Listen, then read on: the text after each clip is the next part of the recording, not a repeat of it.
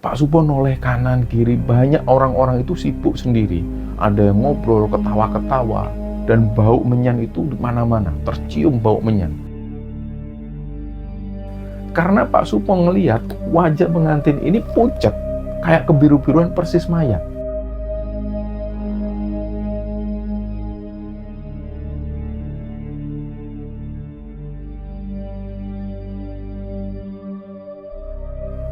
Bismillahirrahmanirrahim. Sobat Kembara Sunyi dimanapun teman-teman berada. Pada kesempatan kali ini kami akan membagikan cerita yang dibagikan oleh Sobat Kembara yang bernama Mas Edi yang asalnya dari Lampung. Sebelum kita masuk ke ceritanya, untuk teman-teman yang nonton tayangan ini dan belum subscribe, jangan lupa untuk subscribe lebih dulu agar channel Kembara Sunyi ini lebih berkembang lagi dan kami lebih bersemangat lagi dalam membuat konten-konten terbaru di Kembara Sunyi. Dan untuk teman-teman yang telah mendukung kami sejauh ini, kami mengucapkan terima kasih banyak. Semoga amal kebaikan teman-teman dibalas kebaikan berlipat oleh Allah Subhanahu wa Ta'ala.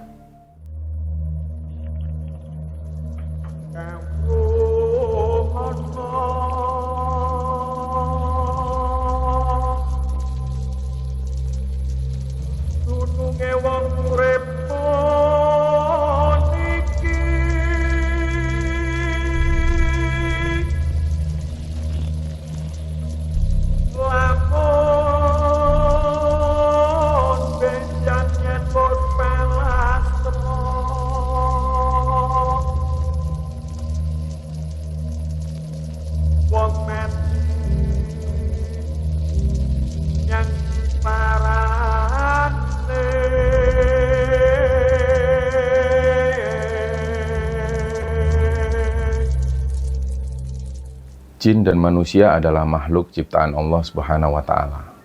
Jin dan manusia hidup di alam yang berbeda. Jin hidup di alam gaib atau alam non-materi, sedangkan manusia hidup di alam dunia atau di alam materi, seperti yang sekarang kita rasakan. Nah, seperti yang kami pahami dari beberapa kitab dan penjelasan dalam Islam khususnya, teman-teman, bahwa bangsa jin itu punya kesamaan-kesamaan yang seperti manusia pada umumnya. Maksudnya jin dan manusia ini ya sama-sama punya akal, sama-sama punya pengetahuan. Jin juga punya kemampuan untuk membedakan yang mana yang baik dan yang mana yang buruk. Jin juga diciptakan untuk menyembah kepada Allah. Sebagaimana firman Allah di surah Az-Zuriyat ayat 56 yang bunyinya, "Dan aku tidak menciptakan jin dan manusia melainkan supaya mereka mengabdi kepadaku atau beribadah kepadaku." Nah, seperti halnya manusia, jin juga pasti akan mati. Siapapun selain Allah pasti akan mengalami kematian. Dan seperti halnya manusia, jin juga makan. Mereka juga hidup berkelompok dan bergolongan. Mereka juga berumah tangga dan jin juga menikah. Nah, terkait dengan cerita yang akan kami ceritakan di episode kali ini, Pak Supo, ayahnya Edi ini yang mengirim cerita. Pak Supo ini pernah tanpa sengaja mendatangi acara pernikahan jin di daerah Ponorogo, Jawa Timur. Dan peristiwa ini terjadi di tahun 1982 pada saat Mas Edi masih dalam kandungan ibunya. Nah, cerita ini dulu pernah viral di masanya. Jadi waktu itu benar-benar warga di sana sempat geger dengan kejadian ini. Ceritanya pagi itu warga desa ini rame-rame nolongin Pak Supo yang tersesat di pemakaman desa. Setelah ditanya lebih lanjut, Pak Supo cerita bahwa semalam itu beliau katanya menghadiri acara pernikahan bangsa jin. Nah, cerita ini bermula ketika Pak Supo di tahun 80 menikah dan tinggal di daerah Madiun. Tempat tinggal Pak Supo ini berbatasan langsung dengan Kabupaten Ponorogo. Nah, di masa-masa itu memang kondisi Pak Supo ini masih sulit. Beliau sendiri belum punya pekerjaan tetap. Sedangkan di sisi lain, istrinya waktu itu sudah hamil calon anak pertamanya. Jadi setiap harinya Pak Supo itu bikin kursi dari bahan bambu, dibuat kursi, dibuat meja. Itu pun Pak Supo mengakui jarang laku atau susah lah untuk penjualannya.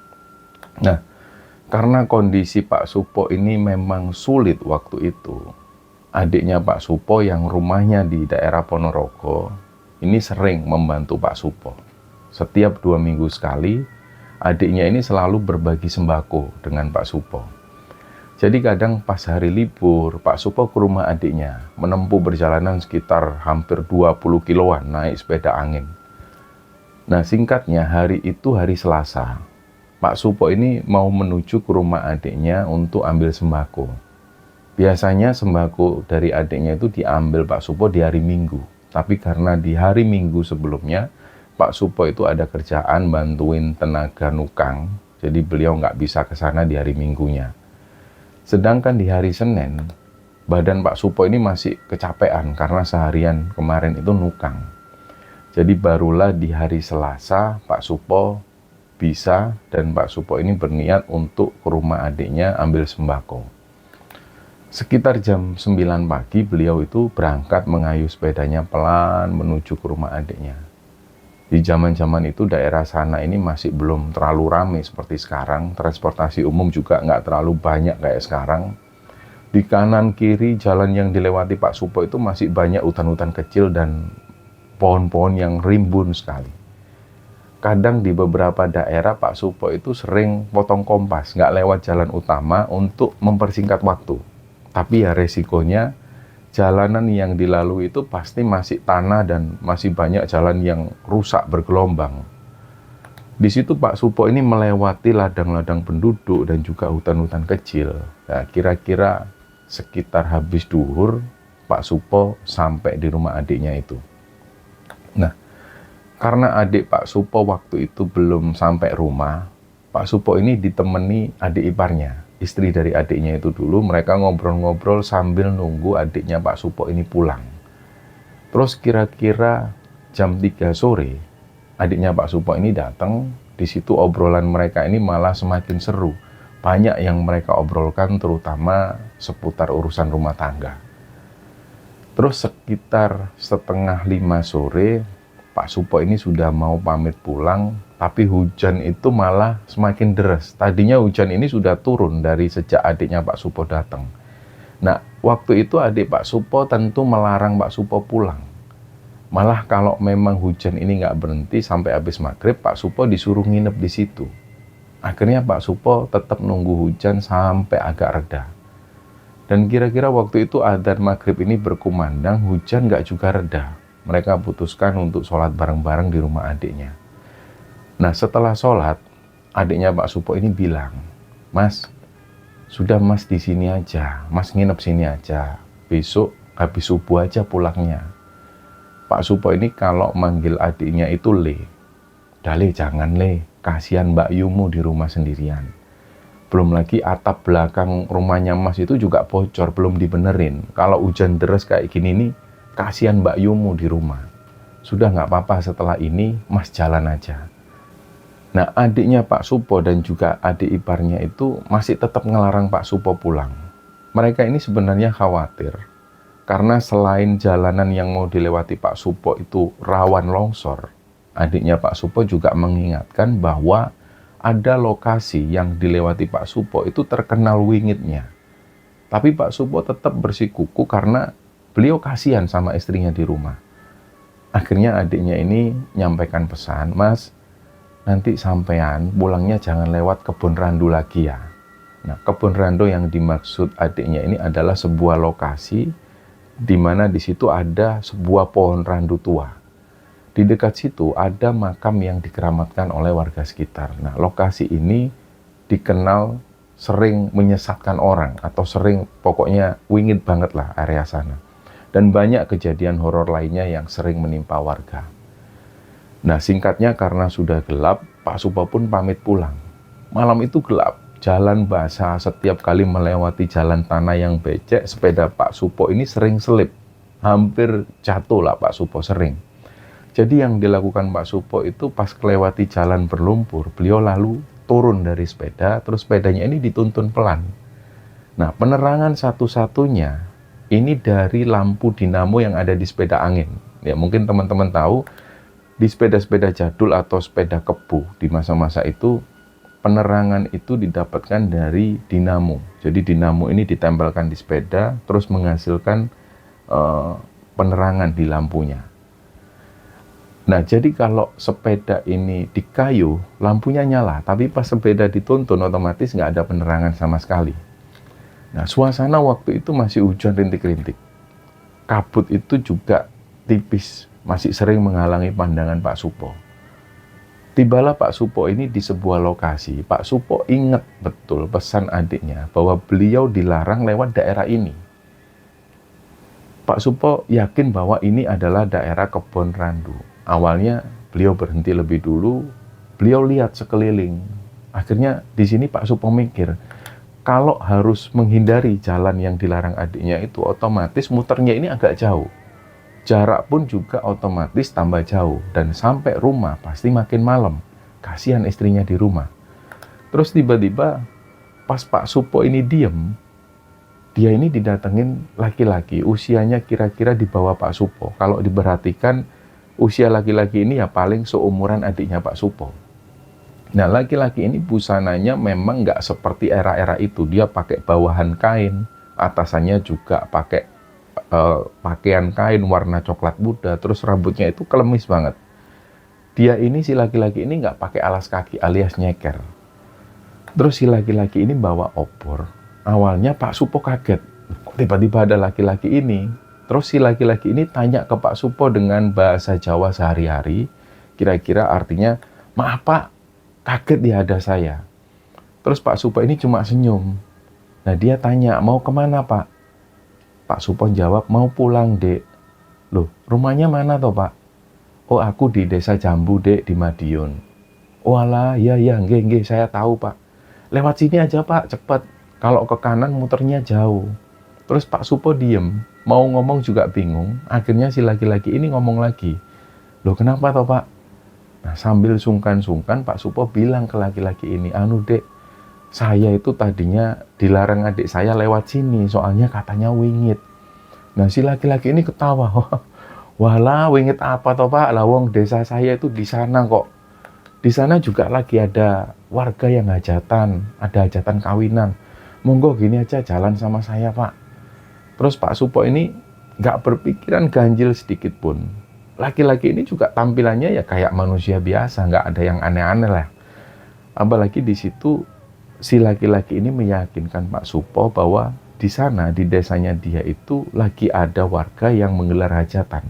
Jadi yang ada di pikiran Pak Supo, pasti di sana rame, banyak orang. Ya sudahlah, akhirnya Pak Supo jalan nuntun sepedanya ditemani si pemuda ini. Nah, obor pemuda ini memang sangat membantu banget, jalanan yang mereka lewati itu jadi terang. Nggak lama Pak Supo jalan, kira-kira cuma 5 menitan, dari kejauhan Pak Supo ini dengar ada keramaian. Terus banyak obor-obor yang menyala di sekitar desa. Pak Supo sempat mikir, perasaan dari dulu sekali, setiap kali Pak Supo menuju ke rumah adiknya, selalu lewat area ini. Tapi nggak pernah sekalipun Pak Supo ngelihat desa.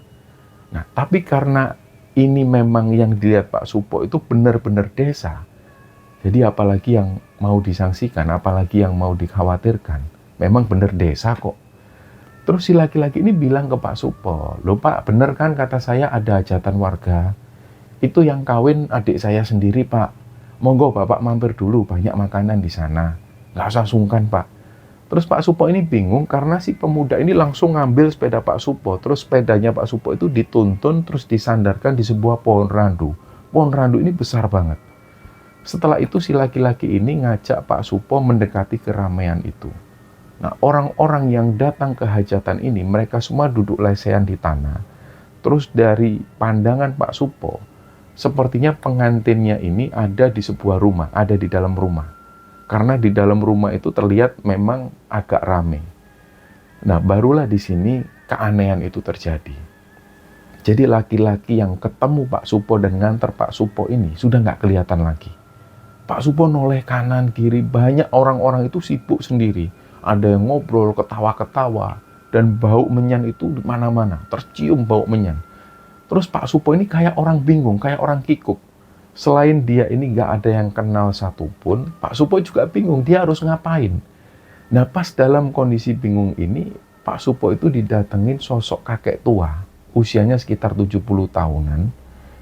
Si kakek ini langsung tanya ke Pak Supo, anehnya kakek ini kalau nanya ke Pak Supo, pas nanya ke Pak Supo itu kayak seorang kakek yang nanya ke cucunya yang masih kecil. Jadi Pak Supo ini ditanya, "Ger, wes maem Ger, ayo maem sih, ayo melu simbah." Bener-bener diperlakukan kayak anak kecil. Jadi tangan Pak Supo ini ditarik, terus Pak Supo ini diminta duduk lesehan kayak tamu-tamu yang lain. Nah, di hadapan Pak Supo itu ada hidangan-hidangan sederhana seperti kacang rebus, singkong rebus, jagung rebus, ketela rebus. Ya cuma itu, karena si kakek ini terus maksa Pak Supo untuk ambil makanan. Jadi Pak Supo itu ambil singkong rebus. Pas dia makan, rasanya itu aneh. Pak Supo ini ngerasa kayak makan tanah. Jadi waktu itu sudah mau dimuntahkan, tapi si kakek ini ngeliat terus ke arah Pak Supo. Apalagi orang-orang di sekitar Pak Supo ini juga ada yang memperhatikan Pak Supo. Jadi nggak mungkin dimuntahkan. Akhirnya tetaplah ditelan singkong rasa tanah ini. Itu pun Pak Supo ini sudah nggak bisa ngelanjutin makan singkong ini karena rasanya itu benar-benar kayak rasa tanah. Terus samar-samar Pak Supo mulai mendengar suara gamelan yang berbunyi. Terus Pak Supo diajak masuk ke sebuah rumah. Rumah ini terbuat dari kayu-kayu yang kayaknya kayu-kayunya itu seadanya, nggak tertata rapi. Terus penerangan di sana ya juga dengan obor dan juga dahan-dahan dari kelapa kering yang dibakar. Nah, pas mendekati rumah ini, Pak Supo ngelihat ada daun lontar yang dijadikan alas pengantin. Memang di situ ada pengantin, tapi pengantin ini aneh. Mereka ini nggak duduk di pelaminan seperti layaknya seorang pengantin. Mereka ini posisinya itu tidur berdampingan di atas daun lontar, terus dikelilingi orang-orang. Jadi kayak gambarannya Pak Supo itu kayak ada orang tahlilan yang membuat lingkaran, terus pengantin ini, sepasang pengantin ini tidur di tengah-tengah orang-orang itu. Nah, kakek ini ngajak Pak Supo ikut di dalam lingkaran itu. Jadi disinilah Pak Supo itu semakin bisa ngelihat jelas pengantin yang ada di tengah. Terus kakek ini berbisik ke Pak Supo. Dia bilang, itu pengantinnya. Yang awalnya Pak Supo mengira pasangan pengantin ini tidur. Ternyata Pak Supo salah. Sepasang pengantin ini itu wajahnya pucat. Laki-laki dan perempuan ini pucat. Dan pas semakin dekat dengan pengantin ini, Pak Supo itu bisa mencium aroma bangkai yang menusuk banget. Baunya itu busuk banget, hampir Pak Supo ini muntah. Dan ini kayak semacam ritual atau semacam acara mendoakan pengantin atau apa, Pak Supo juga masih belum paham. Di sini Pak Supo itu sempat mikir, ini aliran apa, sekte apa, kok mengawinkan pengantin kok kayak gini. Apalagi pengantinnya itu juga sudah jadi mayat. Karena Pak Supo ngelihat wajah pengantin ini pucat, kayak kebiru-biruan persis mayat.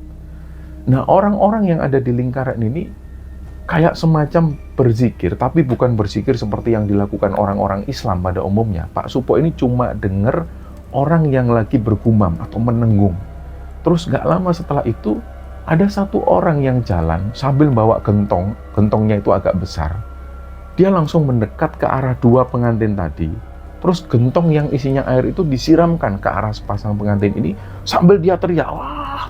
Nah, setelah itu Pak Supo kaget, benar-benar pemandangan aneh yang dilihat oleh Pak Supo waktu itu. Sepasang pengantin ini yang tadinya seperti mayat, itu tiba-tiba berdiri. Tapi berdirinya itu nggak kayak berdiri biasa, jadi dia itu berdiri keangkat. Kayak ada yang narik. Terus gamelan ini bunyi lagi, tapi iramanya itu agak cepat. Nah, sepasang pengantin yang tadinya ini terbaring kayak mayat, tiba-tiba sudah berdiri. Mata mereka ini masih ketutup, wajah mereka masih pucat kayak mayat, tapi mereka ini melakukan gerakan kayak orang nari. Dua-duanya, laki-laki dan perempuan ini, sepasang pengantin itu melakukan tarian kayak orang yang kesurupan. Tariannya itu rancak banget mengikuti alunan gamelan ini. Disinilah situasi itu semakin kacau. Orang-orang yang tadinya membentuk lingkaran mengelilingi pengantin itu tiba-tiba meronta-ronta semua, teriak kenceng, mirip kayak orang kesurupan. Jadi bisa dibilang ini kayak kesurupan massal. Situasi waktu itu benar-benar chaos. Dan Pak Supo berulang kali kena pukulan orang-orang yang ada di sana. Jadi dalam situasi ini Pak Supo itu berusaha keluar dari kerumunan ini, keluar dari rumah tersebut. Tapi berulang kali ketika Pak Supo berusaha keluar, dia selalu kena pukulan, kena tendangan. Dan berulang kali Pak Supo jatuh, dia bangun lagi. jatuh lagi, terinjak-injak lagi, berusaha bangkit lagi, terus berusaha melewati mereka yang kerasukan. Dan inilah untuk terakhir kalinya Pak Supo ingat kejadiannya, karena setelah itu kepala Pak Supo ini kayak kena hantaman sesuatu yang keras dan berat banget. Dan Pak Supo yakin bahwa beliau waktu itu nggak kena pukulan, tapi kayak kena tendangan dari kaki orang, tapi kakinya itu kayaknya besar banget. Dan dari situlah sudah Pak Supo nggak ingat apa-apa lagi, beliau pingsan. Nah, nggak tahu berapa lama Pak Supo ini pingsan, tiba-tiba samar-samar Pak Supo itu buka mata. Pak Supo ngelihat di depan beliau persis itu ada sepasang suami istri. Sepasang suami istri ini usia mereka kira-kira 70 tahunan. Yang laki-laki itu dari tadi mungkin berusaha mukul pipinya Pak Supo, berusaha membangunkan Pak Supo, menyadarkan Pak Supo. Dan Pak Supo itu langsung kaget. Kepala Pak Supo itu rasanya sakit banget. Terus Pak Supo ini disuruh duduk dulu sama si kakek-kakek ini, disuruh minum dari air kendi. Nah, sekitar setengah jam kemudian barulah Pak Supo ini merasa sudah agak mendingan, kepalanya sudah nggak puyeng lagi.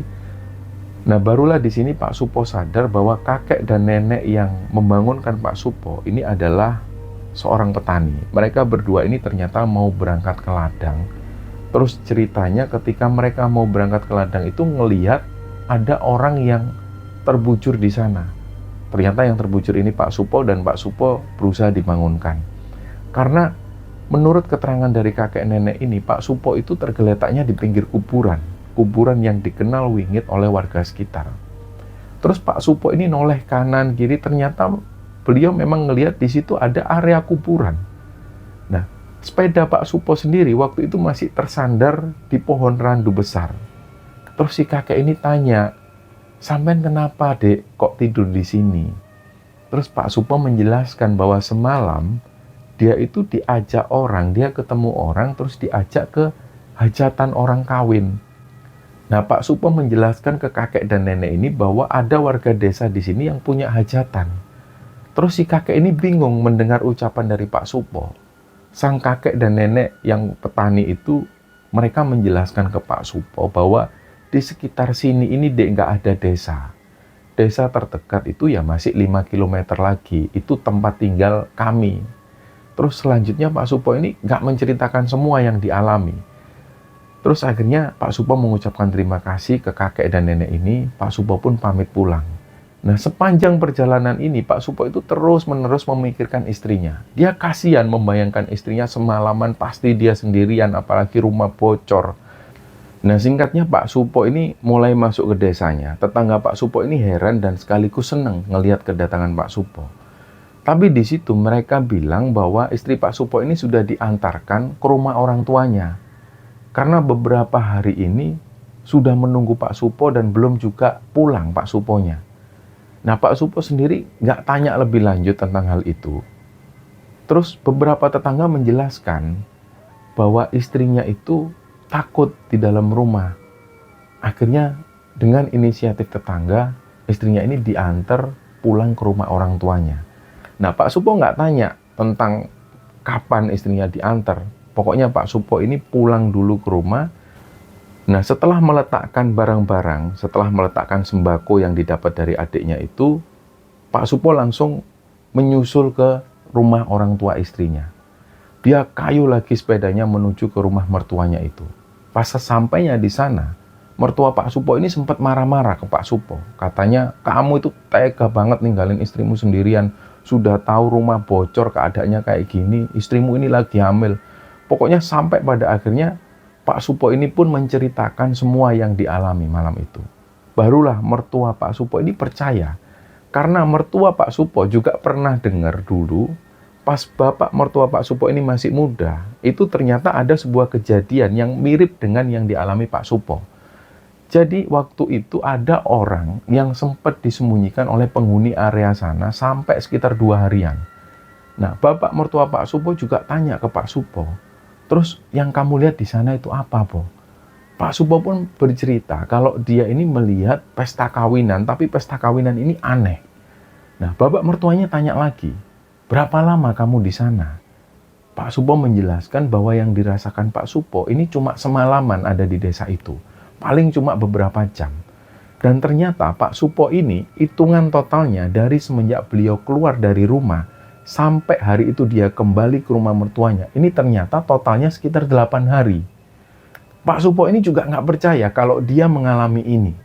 Jadi singkatnya, setelah sekitar 2 hari Pak Supo dan istri bermalam di rumah mertuanya itu, Pak Supo akhirnya mengajak istrinya kembali pulang ke rumah. Dan begitu sampai di rumah, Pak Supo belum langsung masuk ke rumah. Beliau langsung menuju ke belakang, ngecek genteng yang bocor. Tapi pas Pak Supo jalan ke belakang, istrinya ini manggil Pak Supo dari dalam rumah. Istrinya sudah ada di dalam rumah, istrinya manggil-manggil, Pak, ini kok banyak banget, dari mana Pak? Pak Supo ini langsung jalan balik, terus masuk ke rumah yang dari pintu depan. Pak Supo masuk ke rumah itu kaget loh.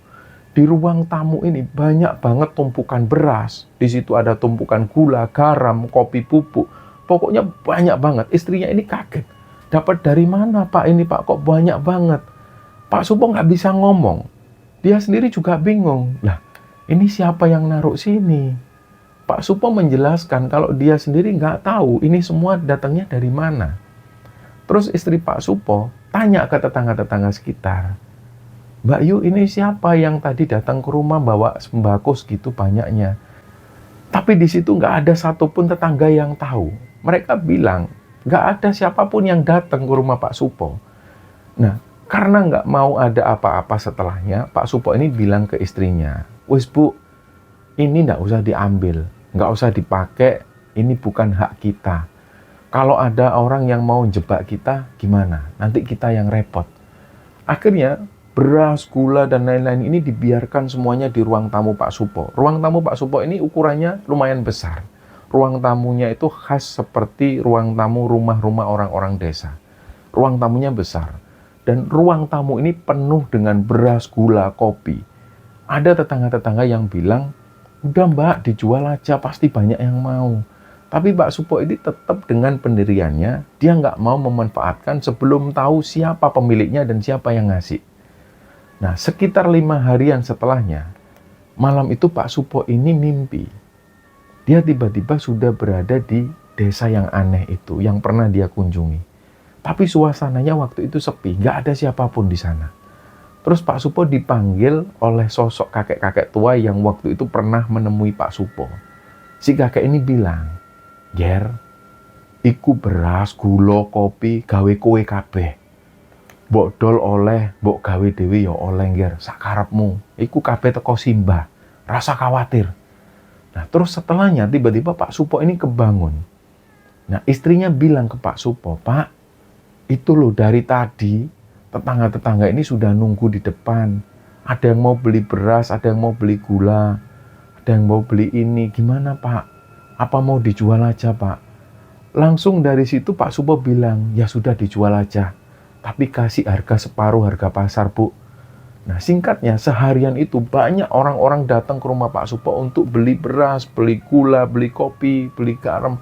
Dan ada keanehan lagi waktu itu. Orang-orang yang beli beras di tempat Pak Supo ini banyak banget. Bahkan kabar ini sampai tersebar di desa sebelah. Tapi Pak Supo ini heran, kok beras dan lain-lain ini nggak habis-habis.